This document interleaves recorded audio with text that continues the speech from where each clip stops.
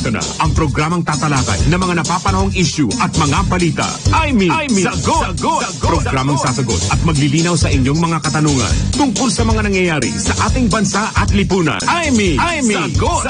Mga lumang suliranin ng taong bayan na lalapatan ng makabago at malikhaing solusyon na mag-uugnay sa ating mga Pilipino saan man panig ng mundo. Sagot! At ngayon, narito na at ating makakasama ang masipag na gobernadora ng Ilocos Norte, Governor Imee Marcos, kasama si Mayor Alfred Romualdez sa programang Sagot!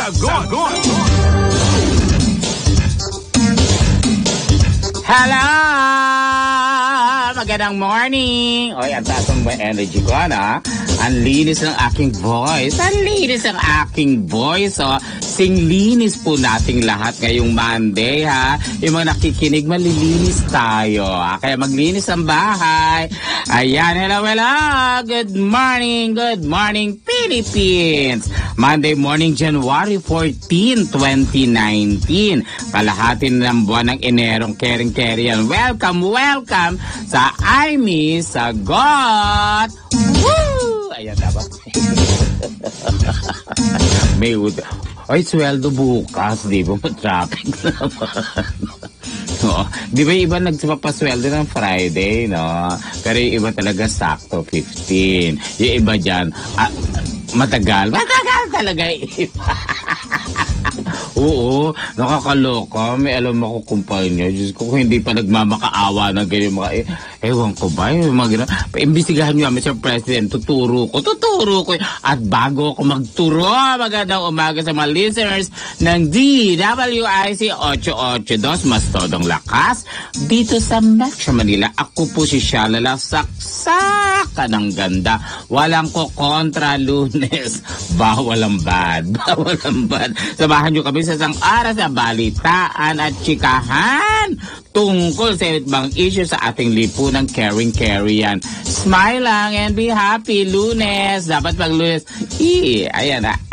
Kahit wala, borlog, ganun kagad. Sabi nga nila, yung matatanda, dapat pag Lunes, wag sisimangot, smile. Though your heart is aching. O yung iba naman dyan, apektado masyado, ha. Pag nagkaroon ng problema sa lab, huwag nyo idamay yan Lunes, ha. Dito na lang kayo, tutok-tutok, ha. Dito sa Imee Sagot. At live tayo pinapakinggan at pinapanood ng ating mga viewers all over the world. Ayan, ha. Via live streaming sa Facebook page ng ating mahal na gobernadora Imee Marcos at ng Facebook page ng DWIC. Antabayanan nyo po ang ating mahal na gobernadora, ha. Baka ito'y nag-aayos na papunta rito. Kung hindi man, mapuntouch natin. Pero ang feeling ko makakarating yan. Kaya antabayanan nyo. Ako muna, ha. Ayan. Kamusta naman po ang weekends ninyo? Masaya ba? Uy, ako'y pumunta na naman kami ng Malabon para kumain ng pansit Malabon. Pati ba yung pansit nila doon, no? Pag din nila rito, para may kulang. Munting na kami. Pero masaya. O, yan ba na January 25 po, yung aki isang Santo Niño. Nako, inalagak ko sa exhibit niya sa San Beda. I'm so proud. Ganito pala yung feeling, no? Pag nagustuhan nila. Oy, ang dami mga artista. Pa si Direk Louie Ignacio, ha? Marami yan. At saka yung mga basta marami. Basta yung sa akin napili. In fairness. Thank you, Jeff Fernando. O, eto muna. Pakinggan natin ilang comments at concern ng ating mga followers sa ating official Facebook page. Ngayon pa lang po ay yung medyo nagtatampo. Huwag kayong magtampo, ha. Gagawa kami ng paraan para mapabalita at mabasa namin yung mga comments nyo, ha. Konti-konti lang. Naku, matagal pa naman tayo magsasama-sama. Ito unahin natin. Galing kay Alita Yuzhao. Ay, ang taray. New poll watchdog for 2019 elections. Ano ito? Ayan. So, kailangan bantayan maigi ang mga votes at i-double check para patas at walang mandadaya. Kailangan talaga may mga watchers sa pagbibilang ng mga balota. At dahil nagbibilang live, okay na siya? Pwede na? O, hindi pa. Yun nga. Alam mo, dito, nag-watchers na ako dati. Watching lang. Wala naman kami magawa dahil itinatago ng mga guro, yung mga ano, kasi di ba naman, hindi pa tapos na kagano'n, para kami syunga lang. Di ba yung mga watchers, para mga ano, para mga sindikato. tingin lang na tingin gano'n. Ayan, syempre, sabi ko naman sa inyo, may magandang babaeng boses na darating. Hello, welcome natin ang ating senadora, gobernadora Amy Marcos. Good morning! Good morning, Sharon. Hindi ako nakakaabot. Kumusta ka na? Eto, mabuti naman maganda ang boses ko ngayon, di ba? Matining. Oo nga, bakit? Nakatulog ako. In fairness, for a change. Oo. Kumusta na? Eto, mabuti. Ikaw, kamusta? Okay naman. Anong ginawa niyo yung weekend? Weekendan. Oo, wala. Pumunta lang kami ng Malabon ng Sabado. Anong happening doon? Kumain lang ako ng pansit Malabon. Kasama ko yung mga kaibigan ko ng Tondo at saka Tayuman. Ikaw naman, how's your weekends? Nako, hectic. Kumabot ako ng Zamboanga del Sur. Ayun, kumain ng katasang katutak na daing. Ano ba yan? Ang sarap. Danggit. Ang sarap. Nakarating na ako doon, malinis yung area na yun, ano? Ang ganda ng pagadyan. At saka ang saya-saya doon kina Governor Cerilles. Ang saya-saya nila. Talaga naman. Yun lang pinunta mo ng weekends. Ano pa yung mga... pumunta pa ako sa Bulacan kay Congressman Jonathan C. Alvarado. Naku talaga naman. Pabagets naman ang effect. Nakinig kay Shanty Dope at kay Parokya. Naku naman. Birthday concert. Naku grabe. Sobrang dumami yung tao na halos mag-stampede na sa labas. Grabe. Yeah, sobrang dami ng bagets nakinig sa mga musikero na napakasikat naman. Kaya siguro nagpumiglas na pumasok. Hindi na maawat ng kapulisan at ng lugar. Naku talaga naman. Sobrang hindi na sila magkasya. Natumba tuloy yung harang. Ay naku, ang gulo. Pero in the end, naayos naman. Pero wala naman nasugatan o something, magano. Wala naman yata. Marami naman na medyo nagkatulakan. Pero okay naman, masaya. Ayan, so basta dyan masaya. Okay, ready ka na on a Monday? Ano schedule mo? Nako, hectic ka na naman. Ano ba ito? Talaga naman, walang tigil. Narinig mo yung binasa ko, yung galing kay Alita Huge? Yung poll watchdog for 2019 election. May watchers na, may watchdog pa. Oo nga, yun na nga. Talagang bantay, as in bantay. Talagang kaduda-duda na kasi itong mga, itong automated, di ba? Si Bongbong kasi ang example, ano ba yan? Natulog lang biglang pinaltang ka na pala. Ang daming ganun, no? Kaya yung mga iboboto natin, kagaya mo, huwag kayo matutulog.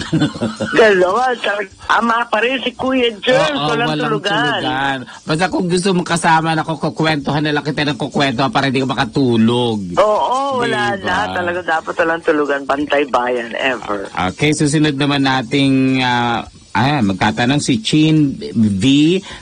Priest. Ma'am Amy, sana pupuntahan nyo kami dito sa Legazpi. Hangad po namin na makapunta po kayo at titipunin ko po lahat ng members and officers namin. Salamat.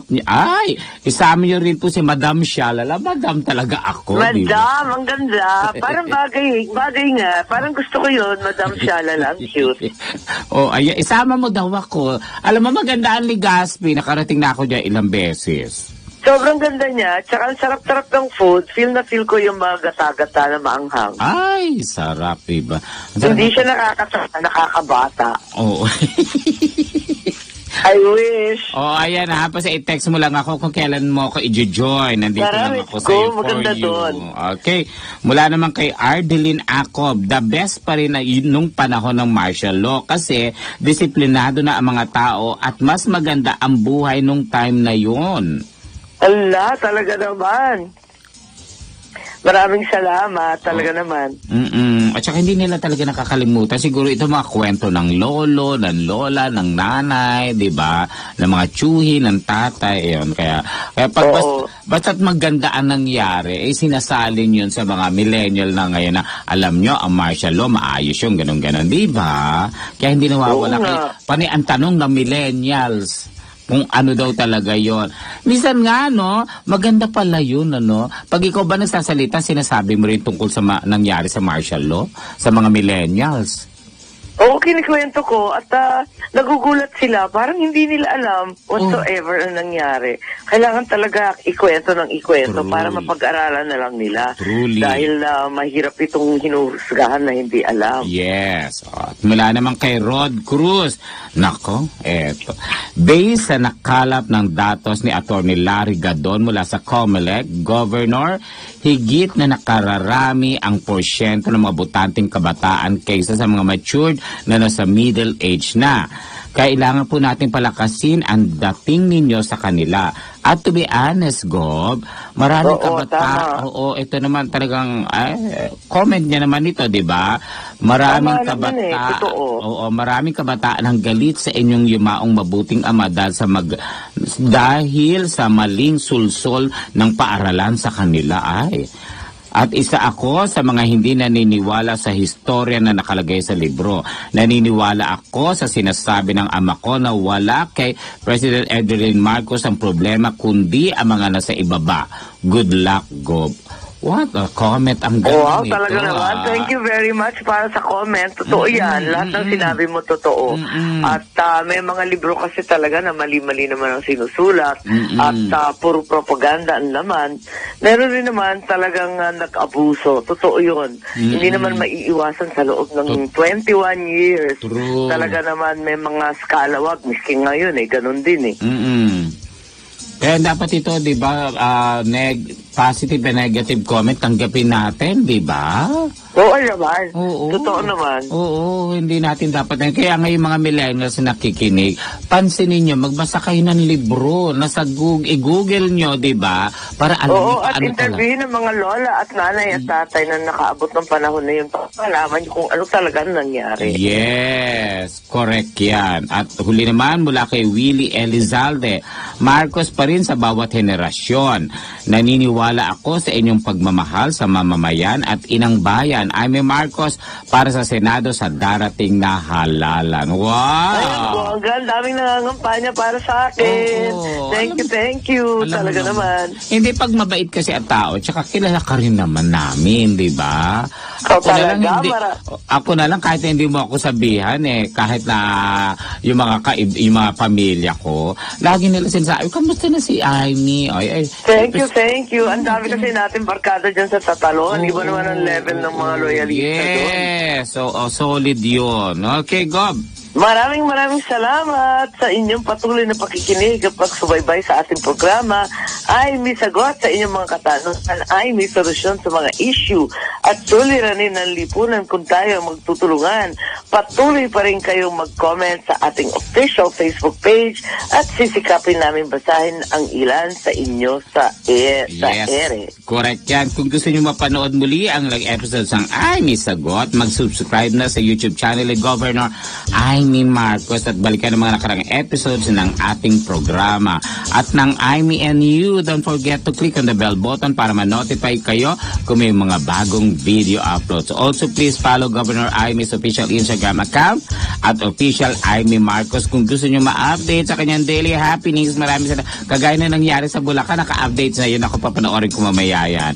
Ako naman, Okay, nakwento nga ni Joyce, pati daw siya naloka sa dami ng tao. Anyway, maaari nyo akong sundan sa Facebook, Twitter at IG sa pangalan Shalala Reyes. Okay, go, magko-commercial muna tayo. Alright, harap buhay! Aimee, sagot, Aimee, sagot.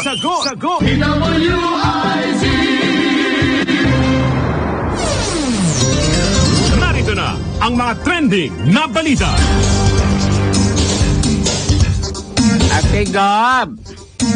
Ay, 20,000 pesos na ang pensyon para sa mga veterans. Aprobado ni Pangulong Duterte. Naku talaga, magbibigay ng bahay sa mga sugatan sundalo na iraos na rin. Pinirmahan na ni Pangulong Duterte Republic Act 11164 na naglalayo na bigyan ng mas malaking old age pension ng mga veterano ng World War II. Naku, may buhay pa galing sa World War II at mga Korean at Vietnam War. Itataas ang nasabing pensyon sa 20,000 piso mula sa kasalukuyang 5,000. Naku naman, wala na nabibili ang 5,000. Kawawa naman talaga. Para sa mga karapat-dapat na veterano lamang. Ibig sabihin, hindi ito maaring i-transfer sa kahit sinong miyembro ng pamilya o dependent. Samantalang namigay naman ng 50 housing units sa presidente para sa pamilya ng mga sugatan sundalo. Kasama ang kanilang mga pamilya, tinanggap ang 35 sundalo at 15 pulis ang mga nasabing units. Ayon sa Pangulo, nararapat lamang na mapigyan ng komportableng pamumuhay ang mga sundalo at pulis kung isasalang-alang ang mga sakripisyo nila para sa bansa. Ang mga disabled uniform personnel ay makakatanggap ng housing units na may full grant, samantalang ang mga partially disabled beneficiaries naman ay magbabayad na lang ng 225 pesos monthly amortization mula sa dating 625 pesos. Why, halos libre na to siya, lala. Truly. Imagine, 225 pesos. Oo, malaking bagay na ito, lalo na pag halimbawa, baldado na din yung mga sundalo natin at kapulisan. Tama. Oo, at saka yung matatanda, di ba? Kailangan, ito lang ang tanong ko, paano kung halibawang sabihin na natin, namatay na yung miyembro na, yung kukuha na, hindi pala siya matatransfer? Oo, yun na nga, hindi ko maintindihan. Imamana ba to ng pamilya? Oo. Naku, dapat alamin natin. Kasi, di ba yun din na nangyari dyan sa Makati, yung mga Sembo, Rembo, yung mga iba't ibang housing ng bahay. Napunta na sa iba't ibang mga grupo, hindi na puro sa pamilya ng sundalo nagmana. Oo nga, no? Paano kaya maaayos ito, no? Yun na nga kasi yun nga ang tinadaing ng mga pamilya kung talagang imamana nila. Pero at least pansamantala, for the meantime, ang mga veterano may 20,000 at yung mga disabled talagang mabibigyan ng pabahay. Kahit papano, at least kaagad-agad na-respondehan yan. Pangako ni Pangulo yan, di ba? At saka siguro naman pag binigay ni Presidente Duterte ito, doon na mismo yan pag namatay na halimbawa yung talagang tumatanggap na beneficiary, mapupunta rin siguro to sa mga anak, di ba? Oo, yung bahay. Paano kaya yun? Oo. Ayusin kasi mo yun parati ang issue dyan sino mamana niyan? Oo, inutusan ulit kita, ayusin mo nga agad. Now na. Ang dami ko pinapaayos sa'yo, mag-uusap. Ang dami pinapa solusyon in 1 minute. Solusyon talaga. Eto naman ako, Pangulong Duterte gustong isailalim ang probinsya na Masbate sa land reform.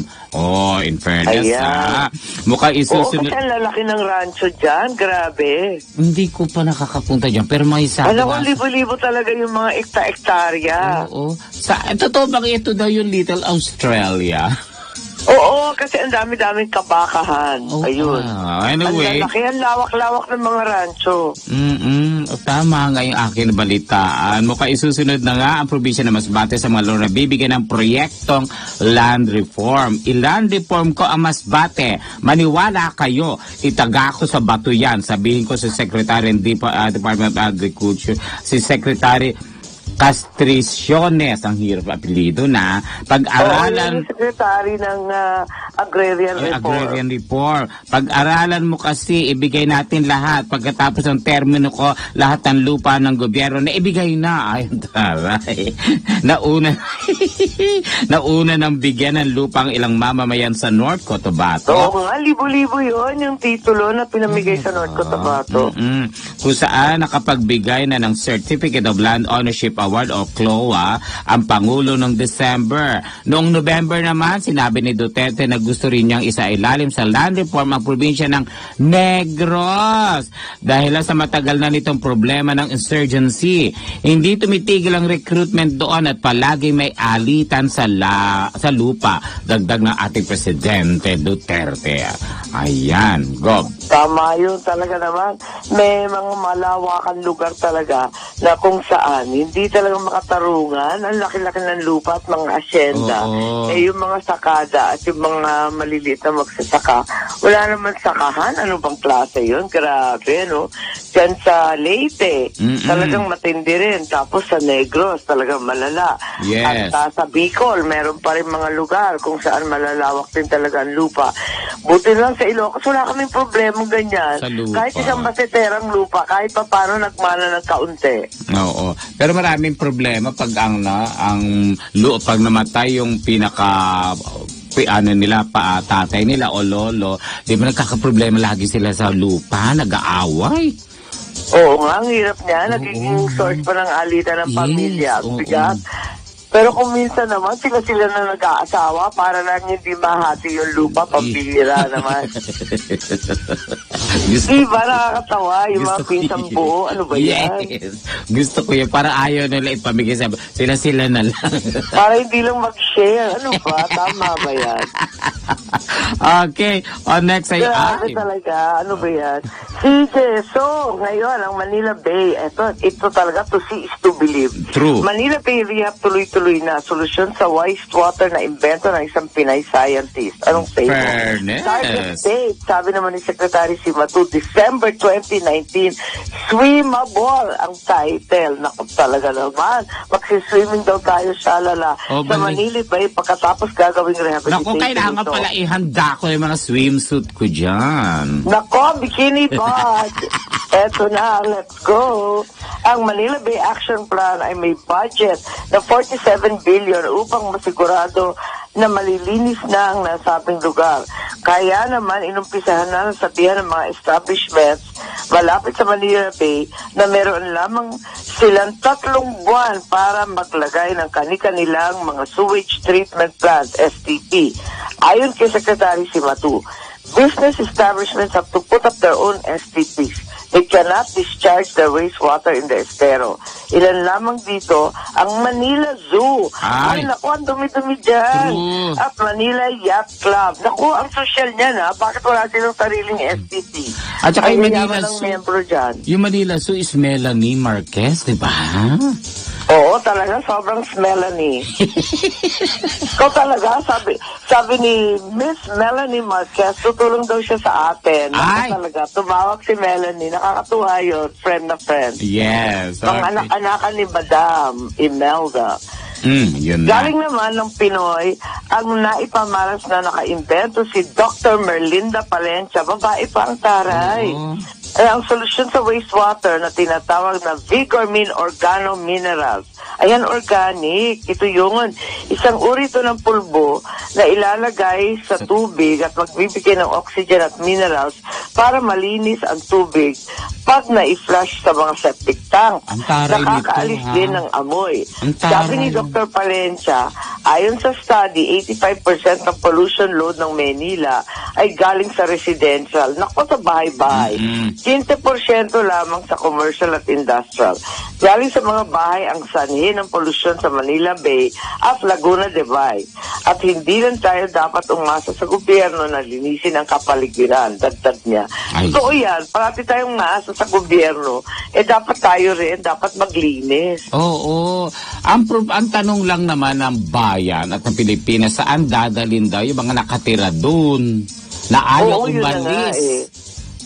Oo, dapat lipatin at higit sa lahat, kahit saan sila lilipat, huwag naman magsimula na naman magdumi doon. Oo. Kasi dapat yan pag nagawa yan, may nagbabantay dyan, di ba? May nagro-road. Oo, grabe ang regulation yan. Marami talagang iiwas at iiwas. Mahal kasi mag-set up din ng STP. Oo.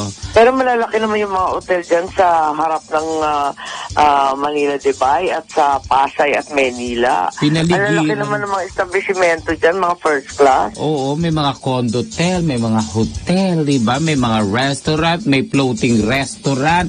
Dapat yung mga floating restaurant, wag na rin doon. Doon sila din nagtatapon eh.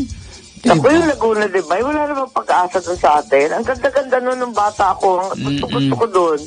Ngayon, di ba parang hindi na siya, magandang tignan. Wala na, hindi na siya beautiful, Oo.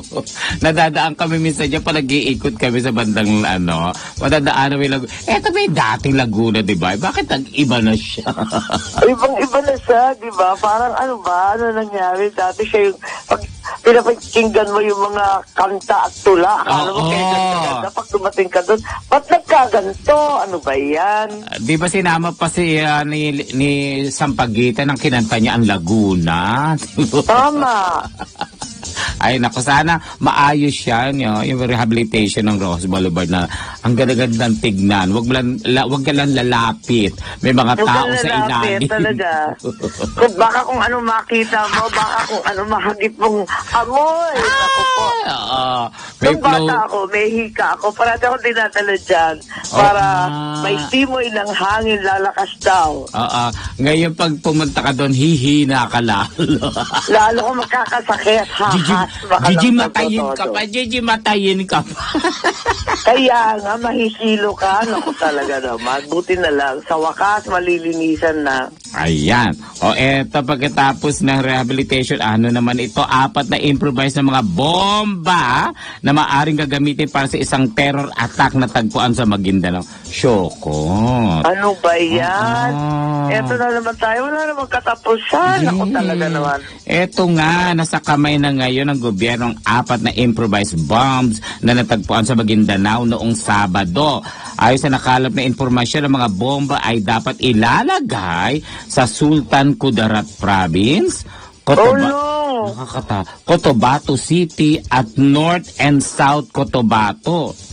Ay. Grabe naman. Ano ba yan? Posible daw na gagamitin itong panakot o para sa mga terror attacks na binabalak ng mga terorista. Aray ko. Bukod dito, mayroong aktwal na litrato na ang militar sa mga hinilalang terrorist bombers na ang hirap ng mga name, Ustad Yasser Saligan at Sheikh Makakena alias Abu Jihad na tinetesting ang mga nasabing bomba. Sa kasalukuyan, pinanatili pa din ang martial law sa Mindanao hanggang katapusan ng 2019 upang masigurado ang kaligtasan ng mga mamamayan doon laban sa terorismo. Ayan. Naku, wala naman tigil yan. Ang ganda-ganda pa naman ang Cotabato area. Ang ganda-ganda ng mga lugar na yan. Hindi ma-develop at hindi mapuntahan ng tao. Paano? Parating may balitang ganyan. Ano ba? Alam mo, ang apektado na naman dito yung mga mahihirap na nakatira doon. Yung mga batang wala na eskwelahan, di ba? Yun na nga. Kawawa naman sila. Sana tumigil na ganyan. Talaga naman. Baka naman run up ito dahil na, iba may eleksyon doon tungkol sa Bangsamoro Organic Law sa January 21.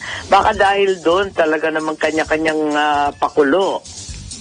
May mga... Huwag naman ganyan. Grabe naman. Huwag na yung bomba-bomba. Nakakatakot. Sinabi mo, pero believe ko sa police, meron pa silang film. Meron pa silang mga ebidensya, tinitesting ang mga nasabing bomba. Pero sana talagang tigilan na yan. At magkaisa na ang Pilipino at Muslim once and for all. Pilipino, Kristiyano, Lumad, Muslim, lahat tayo magkakapatid. Ayan. Correct ka dyan na may malaking check. Diba? New Year na New Year, dapat. Diba? Oy, ano ba ito nangyari sa Department of Foreign Affairs? Tinangay daw ang data ng passport holders matapos ang kontrata ng outsourced passport maker. Nakakabahala. Ang natural na mararamdaman ng mga aplikante sa kanilang back-renew ng passport matapos i-require ng DFA lahat ng dokumento mula sa birth certificate. Dahil sa pagkuha umano ng dati nilang passport maker sa data ng lahat ng passport applicants matapos ang kinontrata ito. Ano ba yan? Ayon sa Twitter account ni Foreign Affairs Secretary Teodoro Locsin, we are rebuilding our files from scratch because previous outsourced passport maker took all the data when the contract was terminated. Sa isa pang post, sinabi pa niya, passports pose national security issues and cannot be kept back by private entities. The data belongs to the state. Nire-require ngayon ng DFA na magpasa ng birth certificate ulit ang mga aplikante na magpaparenew ng brown or green passport Pati ang maroon, readable passport. Ano ba yan? Ayan. Start from scratch? Pwede ba yun? Buti na lang, nung December, nakapag-renew na ako ng passport. Ay, ganun ba yun? Oo. Grabe, ninanakaw na lang ng outsource supplier. Sino ba yan? Ang Tapos feeling- teaching niya, ano ba yun? May mga kasalanan ng dilaw. Ano ba yan? Bakit na Oo. politika pati passport? Ang feeling ko, Tagaloob, no? Eh, syempre, sila-sila rin yun. Paano mo makukuha yun kung hindi ka taga ron? Oo nga, pero nakakaloka. Bakit niya ginawa yun? May galit ba siya? Eh, kasi hindi daw renew yung kanyang kontrata. Aray ko yun. Nayamot. Ayan na nga sinasabi ko. Ay, Dapat yan. pambira naman. Ano ba yung passport na yan? Una yung lisensya at saka yung registration plate. Ano, pati pala passport natin, eh may problema. Ayun na matindi nga yung passport, di ba? Hindi naman tayo makakalabas kung wala tayong passport.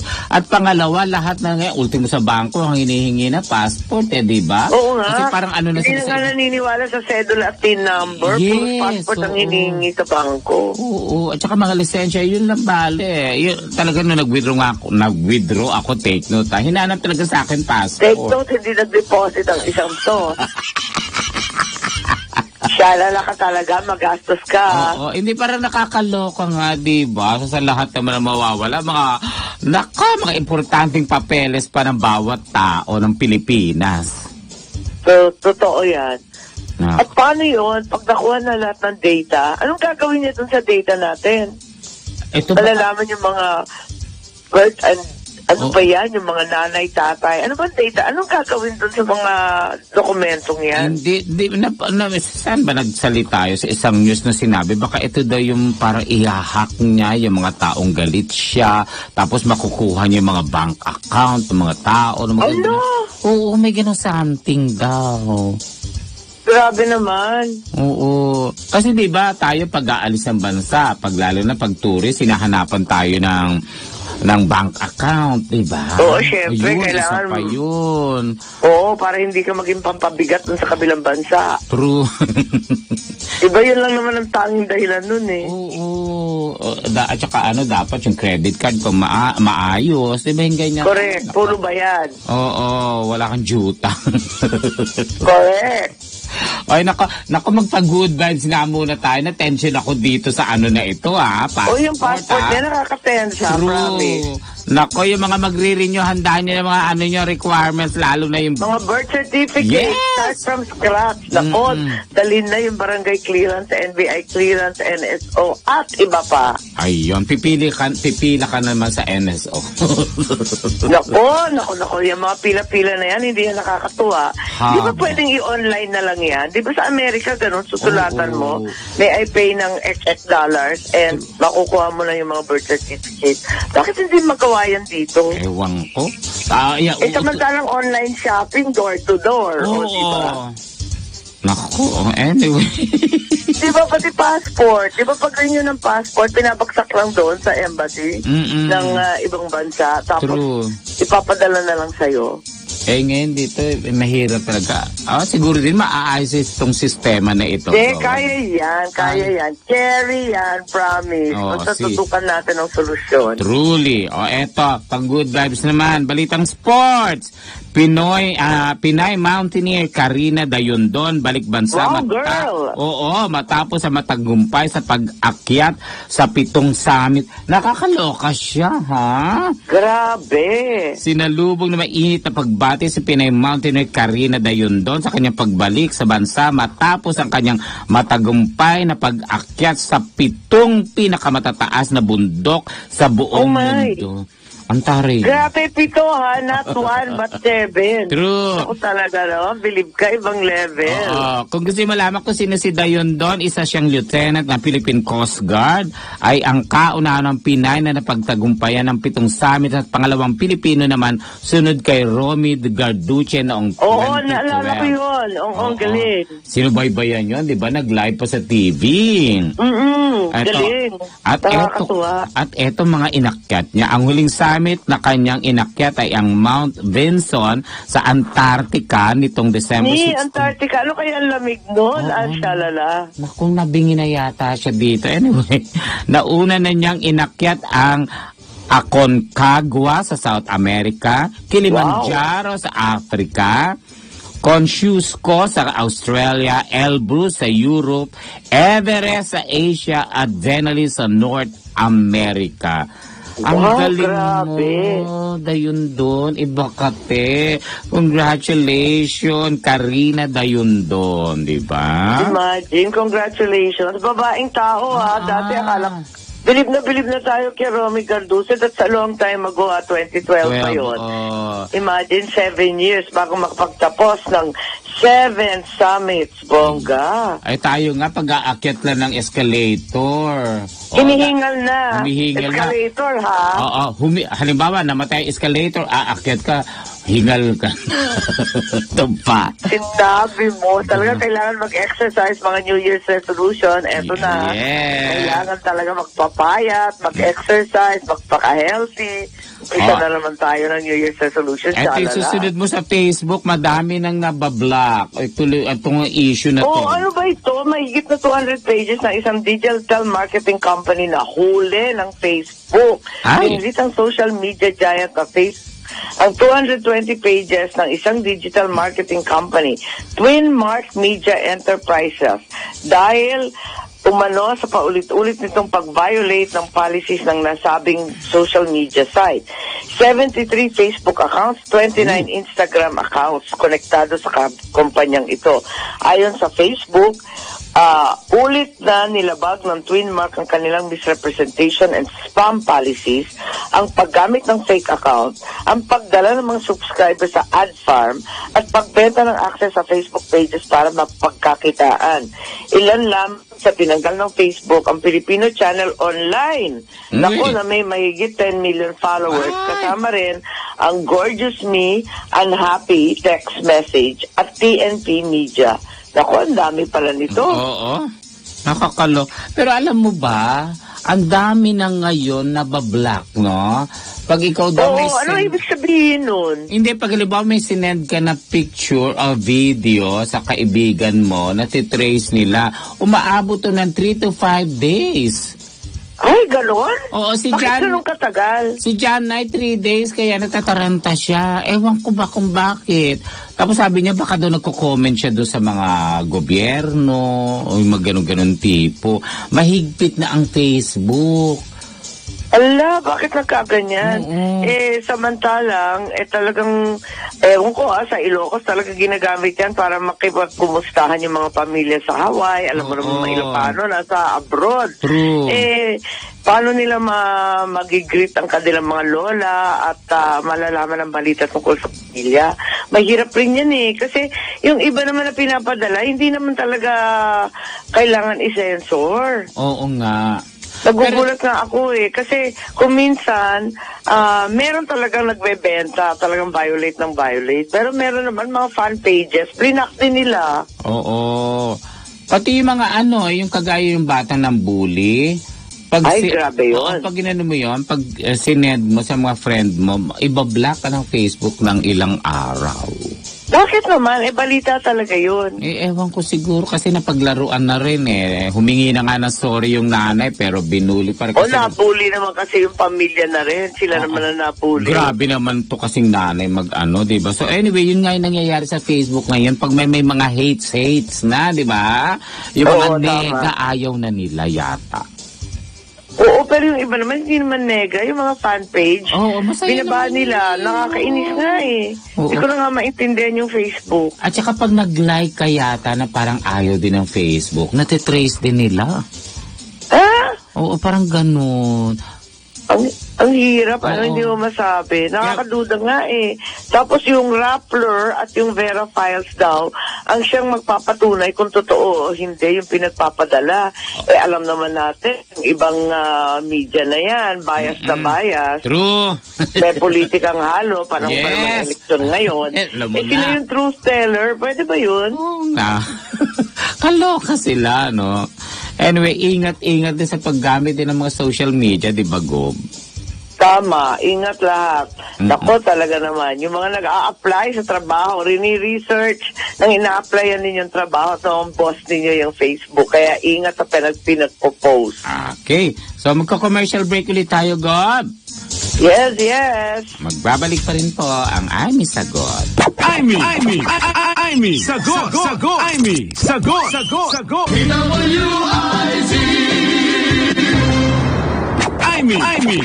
Amy, sagot, Amy, sagot. Ay, Gob!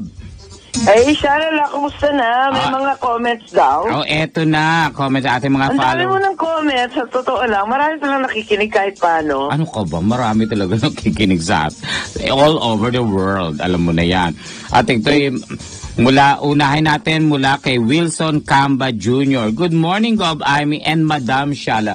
Bakit Madam ang tawag nila sa Marami apelidong yan. Oo, bakit Madam ang pangtawag? Parang akong manghuhula nito. O, di ba?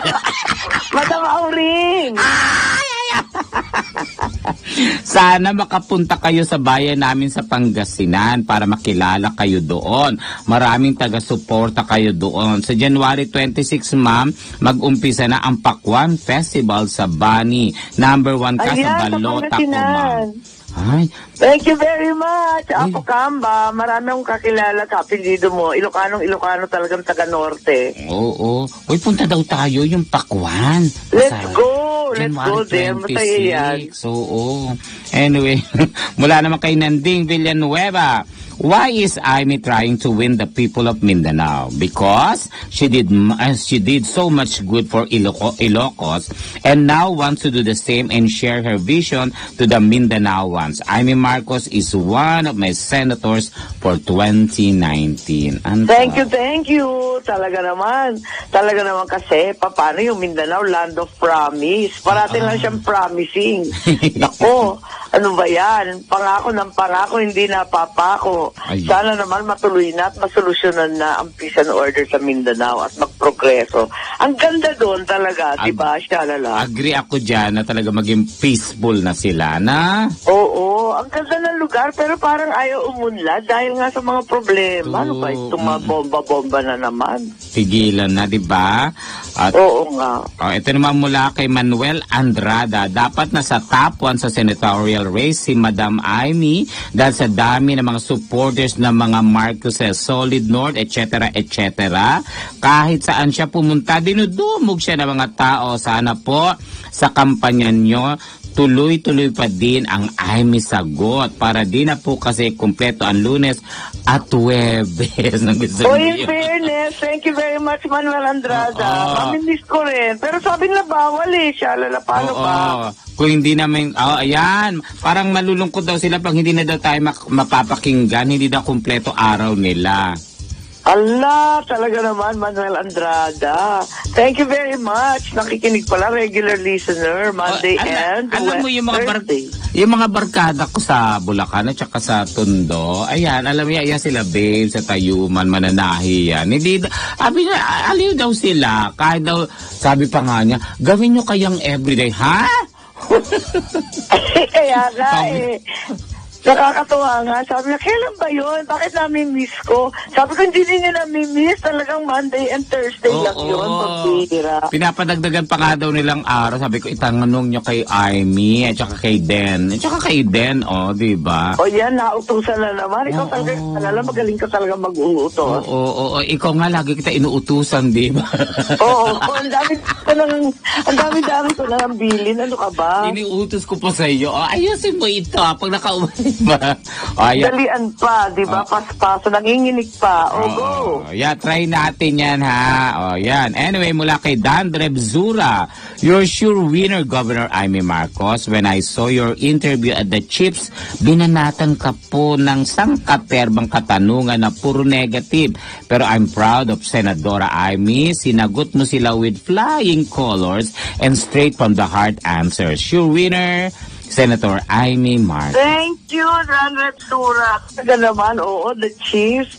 Puros question tungkol sa tatay ko. Yung iba naman katanungan, wala na akong maidagdag. At bagets pa ako noon. Hindi ko alam. Ang hirap talaga. Pero, sige, sagot lang tayo kahit papano. Ayan, okay. Ayan, sagot mo na yan. Tsaka yung iba po, pipilitin namin masagot kayo at ma-ere natin dito yung mga tanong nyo. Okay, di ba Oo ko? naman, talala. Kahit papaano, ayan.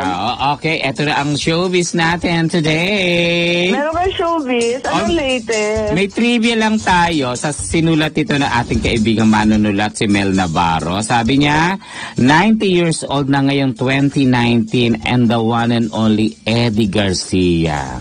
90? Oo, Si ngayon. Manoy? Grabe, happy birthday! Oo. Manoy, we love you. Sabi niya, 70 years sa showbiz, 600 plus movies, 40 plus awards. Wow, grabe. 600 plus movies. Nakakaano, Ano ba yan? no? Magno-90 anyos na nga ngayon 2019 and multi-awarded iconic and legendary actor and director Eddie Garcia having been born on May 2, 1929.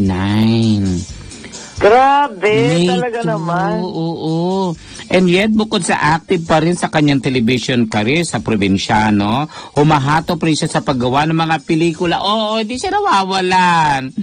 Yung 28... Kakaiba talaga, no? Sana tayo ganun din. Naabot tayo ng 90 na talagang napakagaling pa rin. 2018 nakagawa siya ng 3 pelikula, all lead role. Sa tanghuli niya, ang Rainbow Sunset. Ay, ganda-ganda. Galing-galing nila. 19-year-old na eto, 70 years in industry dahil 1949 ang unang pelikula niyang ginawa kahit ang mundo'y magunaw. So, 600 plus movies and 40 plus awards. So, karapat-dapat na bigyan po natin ng dasal at pagbibigay ng mga award ang nag-iisang Eddie Garcia. Na? My goodness, 90 years. Imagine.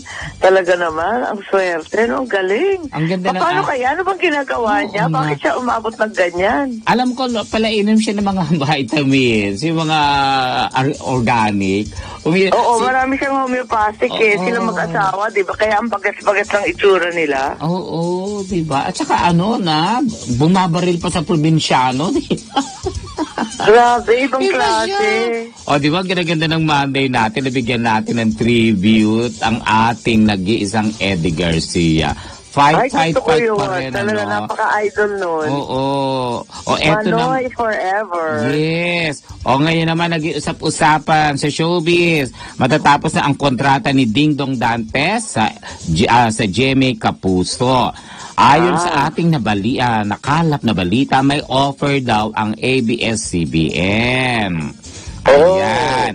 Hanggang ngayon, kasama yung kanyang manager na si Perry Lansingan, hindi pa daw sila nagbibigay ng sagot kung ano man ang tatanggapin niya. Pero ang totoo, gagawa ulit ng pelikula si Ding Dong Dantes sa Star Cinema. Ay, nako talaga naman. Eto na naman yung mga network wars. Oh, pero ako, wag na lumipat si Ding Dong kasi siya yung pinakahari ng GMA Kapuso Tama. Oo. Totoo. Bakit lilipat pa? At saka lagi naman siya gumagawa ng pelikula sa Star Cinema. O parang ABS na rin yun. Pareho rin lang, ano? Yes. Nakakaloka. O eto. Baka na-offera ng mas magandang kontrata, mas malaking sahod and everything, at mas maraming pelikula at project. May alam ka, ha? Di ba sinasabi Hindi, sa di ba ganyan yung mga network wars, kanya-kanyang offer, alam mo na. O eto naman, in love na sobra ang iyong pamangking si Casey Concepcion. Sinabi ko talaga pamangkin mo, di ba? Talaga, bigyan pamangkin ko. Oo. Magkakaroon daw siya ng business at take note, jewelry business. Talaga? Ang pangalan, Avec Moy by Christina. At ang jowa naman niya, si Fear, ay merong bar sa Singapore. Ay, ang yaman pala ito. Producer ito Ay, ganun? Oo. Kaya, tinanong si Casey nito, sabi niya, magsushowbiz ka ba? Ayaw niya raw muna. Gusto niya daw munang mag-enjoy yung buhay niya. Tsaka lagi na sila nakikita ng kanyang mami Mega. Ayan. Oo, that's right. Oo, binigyan pa niya ng isang katutak na regalo, no? Oo. Ikaw ba nanood ng opening ng PBA? Anong say mo? Bakit si Mega ang naging starring doon? Kita mo? Alam mo, ewan ko sa'yo ikaw talaga din. Busy ka pa ng lagay na nakapanood ka ng PBA Ay, na talaga ni Mega. Bakit siya talaga ang talagang pinutakte ng tao? Oo, at sigawan, di ba? At ang pumayat siya, nakita mo, di ba? Oo, in fairness, maganda siya. At ang ganda na pagkaayos sa kanya ni TF, ni Tita Fanny. Ang ganda niya, fresh na fresh. Oo, nagustuhan ko nga Pero nakakatuwa kasi lahat ng tao napunta sa kanya. Natalbogan niya lahat ng beauty king ng mundo. Nung nilabas siya, di ba, Muse of, sabihin na natin yung brand, the megastar Sharon Cuneta. Nasigawan pati yung mga barako doon. Nakakatuwa nga Pati yung mga basketball player nakilig. Natawa talaga ako. Yung kaibigan ko nga si Rex na sa backstage siya kasi may mga model din na Muse. Lahat doon ng player, iba-ibang grupo, nagpa-picture daw kay Mega. Tama, lahat sila talaga. Group by group, talaga naman nagsiksikan. Nakakatuwa, iba pa rin si Shawi, Ate Shawi, the best pa rin. Love ka nun, sobra. Nakakatuwa siya, no? Hanggang ngayon. Ay, di ba dati ikaw, nag-muse ka rin sa basketball? Ay, ewan ko kung ano-ano pinaggagawa ko. Mahilig ako sa PBA noon ang dalas-dalas ko pumunta. Nakakatuwa nga ito kay Mega. Kasi, yun nga, imagine, after all those years, di ba, no? Never siya nag-muse, ngayon lang. Uy, so, si Casey ngayon, ang boyfriend French. French, na producer, tapos meron pang... Anong producer ng sine? Oo, sa France. Anong say mo, Taray? Ayun. Hoy, avec moi ang title. Avec moi. Mali yung aking pronouncing. Diba? Avec moi. Avec moi, French pala. Nihigit ko anong meaning nun. Avec moi. With me. Ayun. Buti together with me. Ayun pala meaning nun. Ay, hindi ko mag-gets kanina. Hindi pala yun. French pala. Sorry naman. Hindi ko alam. Avec moi. Hindi ko alam na French Isip ako ng isip. Teka nga, ano kaya meaning nun? By Christine. Ay, maganda daw yun, at mamahalin, I'm sure, si Casey naman marunong. Classmate ng anak ko, ng anak ko si Michael. Oo, magkaedad sila. Talagang magaling na siya kumanta noong pa at maganda siya talaga. Kaso nga, parang hindi siya bagay mag-artista. Hindi masyadong feel ang buhay showbiz. Oo. May pagkaano ka din siya. May ano kasi, diba? No? Pag anak ng Mega, diba? Ay, social. Ang hirap naman kasi noon, higit sa lahat. At hindi naman lahat handa na talagang maisa publiko ang buong buhay nila. Mahirap naman talaga ang showbiz. Parang politika, nako, yung mga anak namin turn off. Tika mo yan? Mahirap kasi, di ba? Nakabulat-lat, tapos banat-banat yung mga tao. Alam mo na. Eto naman na nakakaloka, nag-aagawan si Stella Marquez de Araneta at si Luis Chavit Singson sa franchise ng Miss Universe Philippines. Sabi ni... ano ba talaga yung totoo? Hindi bakit ko nga kiniklaim ni Manong Chavit na kanila na matagal na? Bakit sabi hindi? Ano ba talaga yung totoo siya, Lala? Hanggang ngayon, walang nagsasabi kung kanino siya mapupunta. Grabe. Ang kay kay Governor Chavit is Miss Universe Philippines. Yung isa naman, Binibining Pilipinas Universe, yung mga ganun tipo. Kaya ang nangyayari nga... Ay, iba ba yun? Para magkaiba. Kasi sabi ni Stella Marquez, sa kanila pa raw yung rights. Tapos sabi naman ni Governor Chavit, alam mo naman, mabait din naman sa atin yan, di ba? Sa kanya na daw ang franchise. Pero si Manong Chavit ang nagpondo noon, naalala ko yung Miss Universe na ginanap sa Pilipinas noong 2015. Talaga naman si Manong Chavit ang nagbigay ng pera noon, ewan ko, $11 million. Oo, di ba, sa umpisa pa lang. Tapos dinala nga dun sa vegan. Kaya naalala ko na siya yung producer noon siya nagpondo. Siya yung financier noon At ang ganda ng Binibining Pilipinas natin dito, di ba? Yung dito ginawa yung Universe. Oo, tama. Yun. Tsaka napakita. Kaya nga nalilito ako. Kanino ba talaga? Bakit nagkaiba yun? Ini-interview yung mga past winners foreigners, pati daw sila naguguluhan.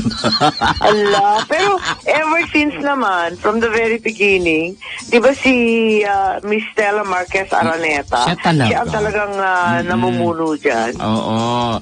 Tapos yung kanyang mister sinabi na talaga nasa kanila daw yung franchise ng Miss Universe. Yan ang magiging problema. Kanino po mapapasa kamay? Ibigay nyo sa amin ni Amy Marcos. Kami gagawa. Walang ka-problema. Wala nga lang 11 billion dollars. Yun lang ang problema. Kaya ngayon yung mga kandidatang sasali for this year's Binibining Pilipinas, hindi nila alam kung kanino sila mag-a-apply. Ikaw talaga? Oo nga. Hindi totoo, Nalito-lito magulo na sila. yan. Oo, hindi nila alam kung kanino talaga.